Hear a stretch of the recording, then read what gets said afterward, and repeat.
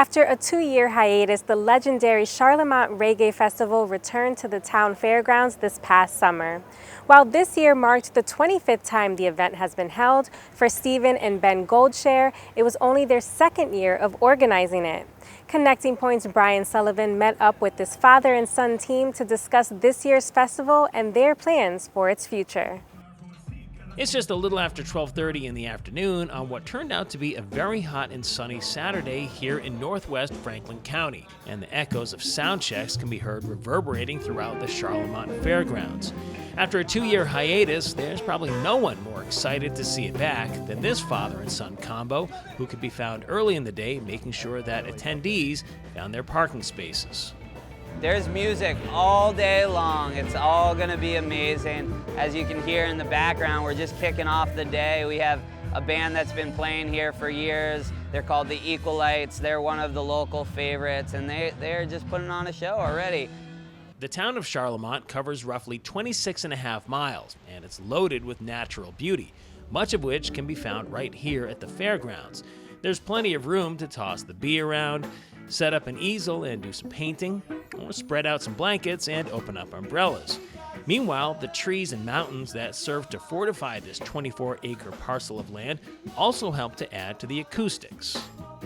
You have these beautiful scenery and mountains, and when you listen to the music back there, the trees actually echo back to you. The first Reggae Fest took place here all the way back in 1985. There was a little bit of a gap in time, as the next one didn't happen until 1997. But the festival had been running steady every year since then, up until the 20 and 21 festivals were canceled. Ben and Stephen Goldsher organized the most recent one in 2019, and it was their first time in doing so. And while they're hoping that the learning curve is trending in a more positive financial direction this time, they see the bigger picture. The business side of this is really tough. We lost a lot of money the first time we did it. This time we want to break even. And this is really a festival about the local community. There's a tremendous local community of reggae musicians. They visit our Hawks and Reed Club all the time, and they live here in Charlemont and in Wendell and in the Valley. And this is about local bands. And then we have a couple headliners too. The event ran from 1:30 in the afternoon until 8 o'clock that night, and we were there early enough before the grounds got too crowded. And that was handy when it came to avoiding lines at the vendors, of which there was no shortage.